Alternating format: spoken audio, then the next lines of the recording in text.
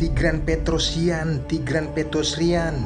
Kok dia aja bang kontennya jari Pelawi Chess, banyakan dia. Dia tuh siapa bang? Saya baca komentar di beberapa video seperti sebentar ya teman-teman. Biar kalian tahu, Tigran Petrosyan ini juara catur dunia dari tahun 1963 sampai 1969. Makanya saya memberikan cuplikan yang legendaris kepada kalian. Nanti kalau saya masukkan catur antar desa kan kalian bingung teman-teman. Makanya saya masukkan legendaris dunia yang ngetop-ngetop. Langsung saja kita pelajari. Kali ini melawan Petrovsky di Rusia tahun 1146. Petrosyan memegang pidak putih ya teman-teman. Dia memulai dengan pion D 2 langkah dan dibalas kuda ke F6. Kali ini pion C dinaikkan 2 langkah dan hitam merespon menaikkan pion E 1 langkah. Kuda ke F3 dan teman-teman aktif di komentar ini pembukaan apa. Bagi siapa yang tepat saya akan sematkan komentarnya. Petrovsky menaikkan gajah dan mengancam posisi raja skak. Kali ini ditutup oleh gajah. Hitam merespon penutupan itu dengan menaikkan menteri membackup gajah. Putih menaikkan pion G dan hitam menaikkan kuda ke C6. Mengambil langkah sensitif ya sepertinya kuda. Gajah dinaikkan persiapan rokade pendek. Kali ini pertukaran gajah dan disambut oleh kuda sekaligus untuk membuka jalur benteng ya. Hitam menaikkan pion center mengajak pertukaran, tetapi putih melakukan rokade pendek dan diikuti hitam juga melakukan rokade pendek. Teman-teman bisa perhatikan langkah pion center ini sangat menentukan ya bagi peperangan di jalur putih dan jalur hitam. Benteng telah bergeser dan kali ini pion E dinaikkan 1 langkah mengantisipasi pergerakan kuda. Gajah dinaikkan membuka jalur benteng, tentu saja putih benteng sudah ke C dan hitam benteng juga sudah ke C. Petrosyan menaikkan pion A 1 langkah mengantisipasi pergerakan kuda, lalu kuda mengambil inisiatif ke A4. Kuda putih naik ke E5, lalu pion juga menutup pergerakan pion ya. Petrosyan langsung melakukan hal yang sama, menutup jalur pion center. Pion B dinaikkan 2 langkah, berpeluang untuk putih empasan, tetapi di sini Petrosyan mengabaikan hal itu teman-teman. Dia lebih melakukan penyerangan menaikkan pion F2 langkah. Hitam merespon mengambil inisiatif gajah ke E8 dan sekarang menteri naik ke jalur C, double dengan benteng. Setelah hitam kuda ke D7, langsung putih pion mengajak pertukaran, tetapi apabila ini dimakan sangat berbahaya teman-teman. Ini yang terjadi apabila dimakan, kuda akan menempatkan posisi ke D6, tempat strategis bagi dia. Maka dari itu hitam tidak melakukan hal itu, melainkan dia lebih spekulasi ya teman-teman, membuka jalur pertahanannya sendiri, mengancam kuda kondisi sekarang ini. Lalu putih merespon pion pukul pion, membuka pion center ya, agar terjadi serangan dari lini jalur E, karena benteng sudah ada di situ ya. Hitam memukul pion dengan pion F. Kali ini benar saja strategi yang diinginkan Petrosyan tercapai. Pion sudah menempati di posisi yang strategis dan sudah terkunci teman-teman.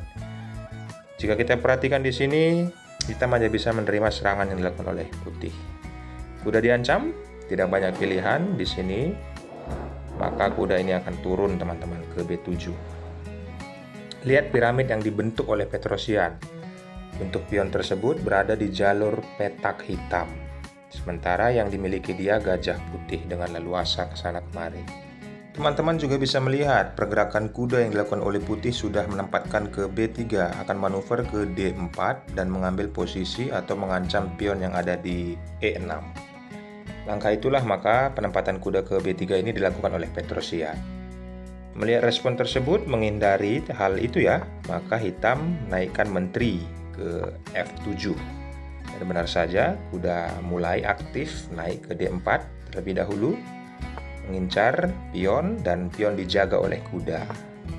Saatnya kali ini Petrosyan fokus dari segi sisi pertahanan menteri ya, menaikkan pion dan dihalang oleh pion A. Lalu benteng bergeser ke jalur A dan hitam merespon hal itu, menjaga posisi raja, menteri mencoba manuver melihat pergerakan putih. Seperti yang saya katakan tadi, hitam hanya bisa bertahan teman-teman. Putih menempatkan posisi menteri ke E4, lalu benteng mengambil jalur ke A8, safety ya, menjaga-jaga agar apa yang terjadi posisi sekarang ini. Di sini dia hal penting yang kita pelajari teman-teman. Setelah pion C memukul pion B, maka terbukalah jalur pertahanan hitam. Dan di sini jelas terlihat menteri pukul kuda dan pertandingan ini selesai teman-teman. Petrovsky menyatakan menyerah. Loh, kok menyerah? Jari Pahlawi Chess masih baru main seperti ini. Tapi kondisi piramid yang dibentuk oleh Petrosian dia berhasil teman-teman. Sehingga hitam tidak bisa berbuat apa-apa. Kita berandai-andai apabila tadi dipukul dengan pion A ya, maka inilah yang akan terjadi. Benteng akal pukul benteng dan dibalas juga dengan benteng. Dengan kondisi ini juga sudah jelas ya, putih unggul karena kuda langsung pukul pion, teman-teman. Setelah kuda pukul pion, respon hitam juga sudah sangat tidak bisa berbuat apa-apa ya, karena kuda mau posisi ancam skak. Maka dari itu sebelum itu terjadi, Raja Hitam bergeser. Dan tetap saja kuda mengambil posisi itu, dan kuda hitam terancam oleh menteri dan gajah diserang 2 kali. Apabila kuda bergeser, maka benteng akan hangus, teman-teman. Apabila benteng melindungi kuda, maka pion C akan naik mengancam. Oke, kita lanjutkan seperti yang tadi, teman-teman. Gimana kalau misalnya pertandingan tadi dilanjutkan, Bang? Seperti ini. Nah, inilah yang akan terjadi, teman-teman. Kalian saksikan. Ini jalan yang terbaik setelah saya amati beberapa jam. Menteri pukul menteri dan menteri dipukul oleh gajah. Benteng mengancam gajah dan pion C naik. Lalu benteng hitam mengancam gajah, gajah pukul pion dan mengcover menyerang gajah. Pion C naik 1 langkah, persiapan promosi ya. Dan kuda dan gajah dipukul benteng, lalu benteng dipukul benteng. Benteng pukul benteng kembali. Kuda cuek dan langsung mengambil D4. Benteng menjaga posisi promosi ya. Langsung saja berkorban di sini teman-teman. Posisi kuda. Dan ini langkah terbaik. Jikalaupun ada langkah lain dari ini, maka lebih fatal yang akan terjadi. 2 pion promosi akan menanti ya, 1 langkah jadi menteri. Benteng sudah membackup, raja mendekat, 1 jadi langsung dipukul dan langsung jadi lagi kembali dan langsung dipukul kembali oleh benteng. Maka benteng pukul benteng. Raja mendekat mengancam benteng, ya langsung turun lagi dan tidak terhalang, pion B akan promosi menteri kembali. Itu sebabnya maka Petrovsky menyerah. Ambil pelajaran pentingnya teman-teman, hal ini sangat berharga bagi kita.